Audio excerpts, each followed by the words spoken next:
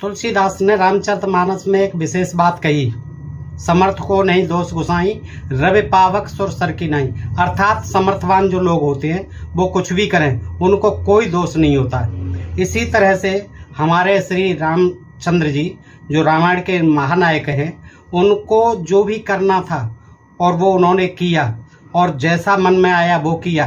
वो बिल्कुल अमानवीय ढंग से किया, अमर्यादित ढंग से किया, लेकिन उसको लीला बताया गया, उनको मर्यादा पुरुषोत्तम कहा गया। दोस्तों कैसे कि देखिए, अपने हित के लिए, आप अपने हित के लिए किसी को भी मारें, भाई भाई को लड़ा दें और एक भाई को मार दें, और अपना उल्लू सीधा करने के लिए, अपना स्वार्थ सिद्ध करने के लिए दूसरे भाई को जो है मरवा दें, छिप करके मार दें। बाली को जो है छिप करके मारा, क्योंकि सुग्रीव को मिला लिया और सुग्रीव को कह दिया गया कि तुम हमारी सीता का पता लगाइए और हम जो है तुम्हारे भाई को निपटा देते हैं। तो बाली जो है बहुत बलवान था और उसका जो है 1.5 गुना बल उसमें हो जाता था, सामने वाले का आधा बल उसमें आ जाता था, तो उसको बाली को कोई मार नहीं सकता था। इसलिए रामचंद्र जी ने पेड़ की ओट से जो है उसमें बाण मारा। दोस्तों इस तरह से छुप करके मारा था, ये सब जानते हैं, रामचरितमानस और रामायण में सबने पढ़ा है दोस्तों।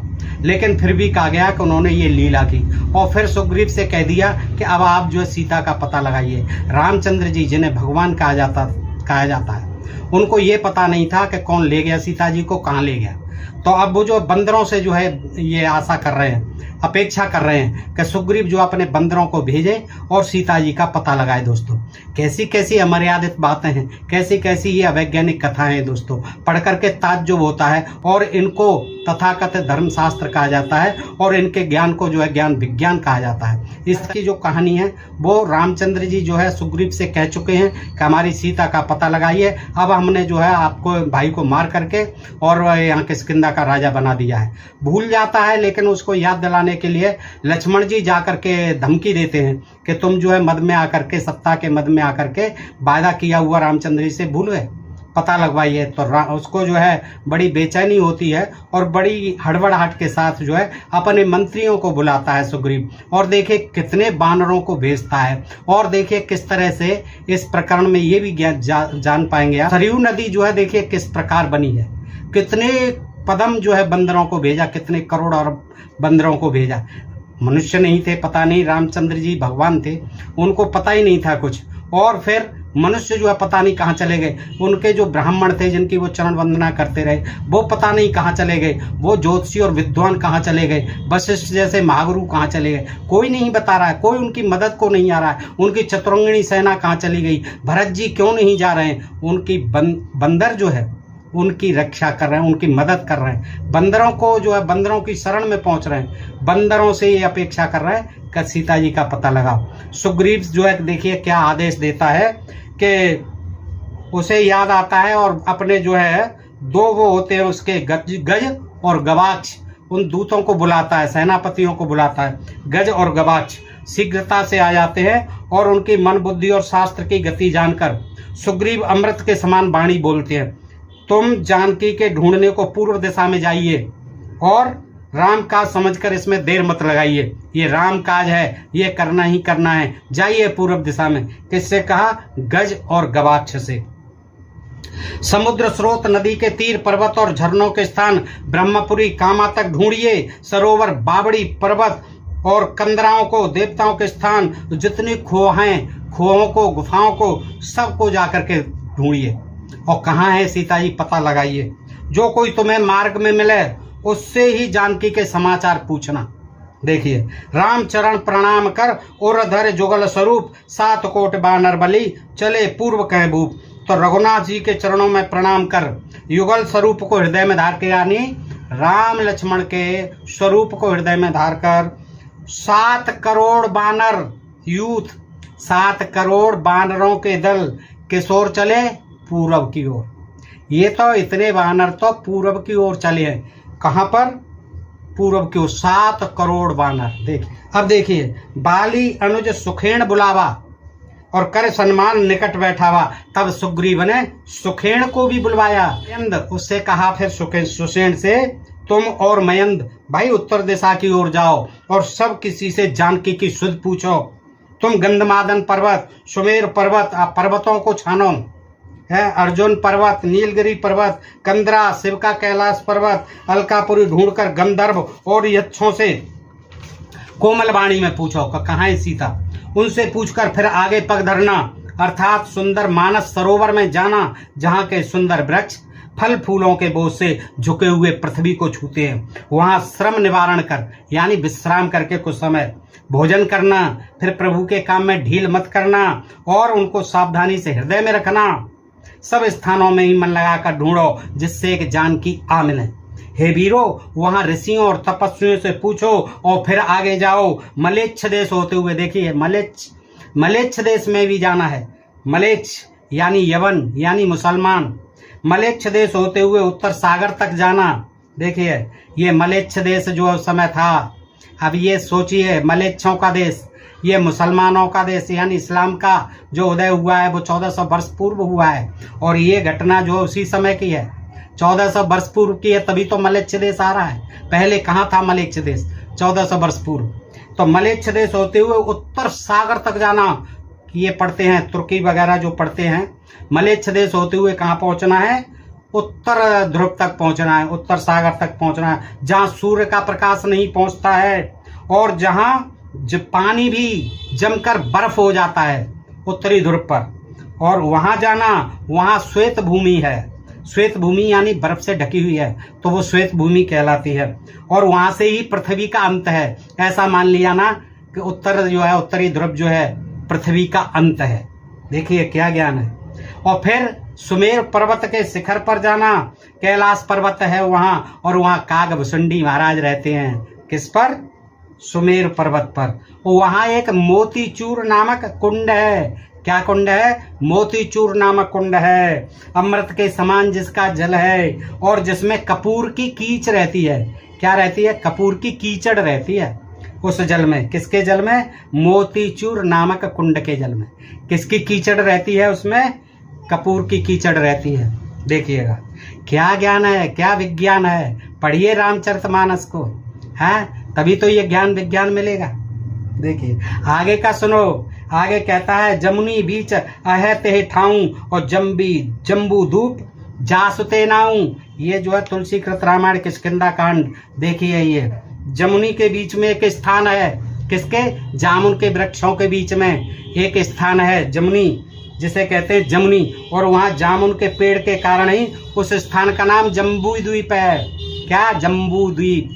इसी को कहते थे, भारत को ही कहा गया जम्बू द्वीप। यानी यहाँ पहले जामुन के पेड़ ज्यादा होते थे, इसलिए ये कहलाता था जम्बू द्वीप। और उस जम्बू द्वीप में जो जामुन का पेड़ है एक, उसमें हाथी के बराबर बड़े अमृतसम स्वादिष्ट फल लगते हैं। अब जमुनी के पेड़ को आपने देखा ही है, जामुन के पेड़ को, और जामुन का फल जो है हाथी के बराबर बड़ा होता है।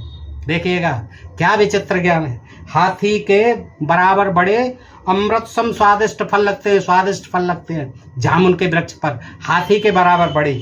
और फिर क्या होता है? पकते ही वह फल पृथ्वी पर गिर पड़ते हैं। हर फल जो है पक करके पृथ्वी पर ही गिरता है, वह भी गिर पड़ते हैं और उसके रस से बहुत से कुंड भर जाते हैं। ओ जैसे ही जामुन पकती है वो हाथी के बराबर बड़ी, और वो गिरेंगी धरती पर, तो गिरते ही क्या होती है कि देखिए रस निकल पड़ता है, कुंड भर जाते हैं।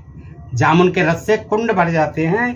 दिव्य रूप फिर देवता विमानों में चढ़कर ऊपर से स्वर्ग से जहाजों में बैठ करके उस जल में सुंदर स्नान कर, उस सुंदर जल में सुंदर स्नान करते देवता आ जाते हैं। देखिए जामुन का रस का कुंड भरा हुआ है वो कितना अच्छा उसे जल बता रहे हैं, सुंदर जल होता है। और उस जामुन के रस में नहाने के लिए देवता जहाजों में बैठ करके सुंदर स्नान करते हैं उसमें। ये बता रहे हैं सुग्रीव कि उन जगहों का वर्णन कर रहे हैं। देखिएगा वही सुंदर जल फिर नदी होकर के बहता है उस कुंड में से।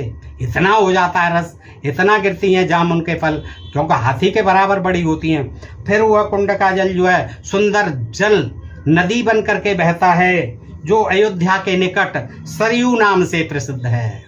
देखिए जो शुभ नीर सरित है बहई और अवध समीप प्रसिद्ध सो ही, जहाँ मंजन कीने से बीरा और सकल पाप दुख हरे शरीरा।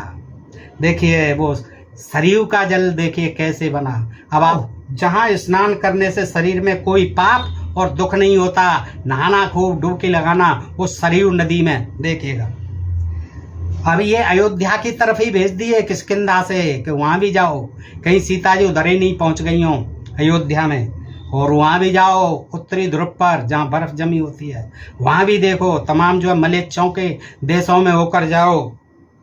देखिए वहाँ फल भोजन तथा जलपान करना, सरयू नदी में नहा करके वहीं जलपान करना, और रघुनाथ जी का कार्य भूल मत जाना, उसे हृदय में रखे रहना। फिर ये काम 1 महीने में शीघ्रता से आकर फिर विश्राम करना। हाँ, तब आकर के लौट के आओ, 1 महीने का आपको समय दिया जा रहा है, और आकर के हमें शीघ्र बताओ कि जानकी जी कहाँ हैं, खोज करके लाइए। और कितने 7 करोड़ तो बानर केवल पूर्व दिशा में गए हैं, बाकी के करोड़ों बानर जो है और तीनों दिशाओं में गए हैं। तो दोस्तों इस तरह से ये जानकारी मैंने आपके समक्ष रखी।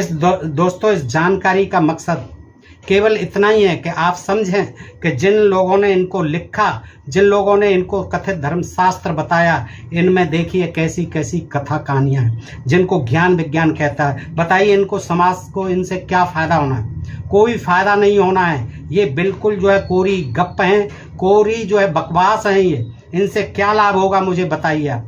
और जिन लोगों को लगता है कि इनसे ज्ञान होना है तो कृपया वो आकर के मुझे बताएं, और जिन लोगों को मुझे गाली देनी है वो जी भर के गाली भी दें कमेंट बॉक्स में, लेकिन ये बताएं कि इससे उनका क्या फ़ायदा होना है। क्या ये सचमुच सही बात है? सरयू नदी जो है जामुन के फल से बनी, उसमें देवता जहाज़ों में चढ़ के नहाने आते थे। 7 करोड़ बानर पूर्व में भेज दिए थे, और उनको कुछ पता नहीं था। रामचंद्र जी को हाथ पे हाथ रख के बैठे हुए हैं, और बानरों के भरोसे छोड़ दिया सीता की जो है खबर खोज। तो दोस्तों इस तरह की ये कथा कहानियाँ हैं। मेरा मकसद सिर्फ यही है कि आप इन्हें पढ़ें, जो हमारे तथाकथित धर्मशास्त्र बताए जाते हैं, और इनमें देखें कि कितनी अवैज्ञानिक कथा कहानियाँ, मिथ्या और काल्पनिक कथा कहानियाँ भरी पड़ी हैं दोस्तों, जिनको कि पढ़ करके बड़ा अफसोस होता है कि देखिए देवी देवताओं के नाम पर, हमारे तमाम भगवान गढ़ दिए गए उनके नाम पर ये कैसी कैसी कथा कहानियाँ जो है इनमें लिखी पड़ी हैं दोस्तों।